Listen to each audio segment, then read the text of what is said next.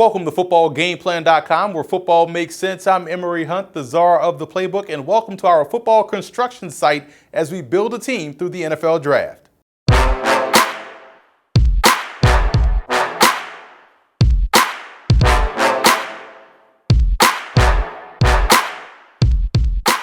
You always hear others say that this particular draft is weak, or wait until next year to take this particular position, or the NFL draft is an inexact science, but we at Football Game Plan believe that all three of those statements are huge myths, and we're here to show you why as we go through 7 rounds of the NFL draft and pick players to make each NFL team better. But before we get started, let's take a look at the mock draft rules. You have to remember that the selections that you see in this mock draft will be based off of Football Game Plan Scouting player rankings, which you can find on our website at youtube.com/footballgameplan or footballgameplan.com/FBGP scouting. They're also based off what I would do as the general manager, not what I think they'll do, not what they have done or what they will do, but what I would do if I were the GM, and also what I believe are the team needs. So not what other people may think the team needs are. If I think they need a quarterback, then I'm gonna take a quarterback. That's how it's going to go for this mock draft. So it's time to put on my GM hat and let's get started in building up the NFL.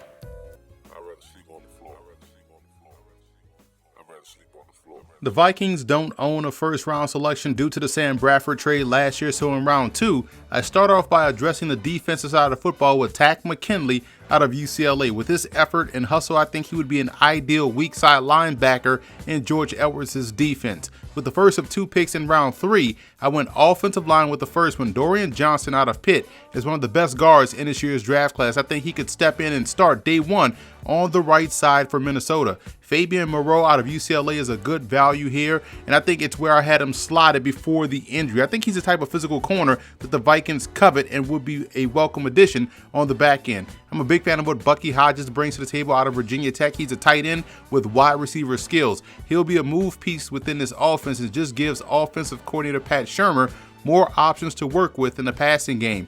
Carlos Watkins was solid all throughout his Clemson career and shows very good ability in collapse in the pocket. I think he would be an excellent rotational piece up front, and his teammate Wayne Gallman would be a solid option in the backfield. I think he's your ideal complementary guy that's a self-starter in the backfield that doesn't need volume to have success. Fish Smithson out of Kansas was stellar all week at the East-West Shrine game. He's ideally suited to play in a 2 safety look if you want him back deep, or if you want him back in the box or an alley defender as a slot defender in the cover 3 look, he can excel there as well. I think he's solid versus the run and has very good instincts. Small school sleeper alert was Zach Wojtek, the offensive lineman out of New Haven. He enjoys run blocking. You can see that on film. Some may even envision him as a guard. I think he can function there as well. Either way, he's definitely someone you want blocking for you up front. So that's a wrap for this edition of Building Through the Draft. I'm Emory Hunt, the czar of the playbook. And if you want to watch our other NFL team 7-round mock drafts, and you already should, be sure to subscribe to our YouTube channel at youtube.com/footballgameplan, where you can catch all of our FBGP scouting prospect ranking videos. Also, subscribe to Football Game Plan podcast on iTunes.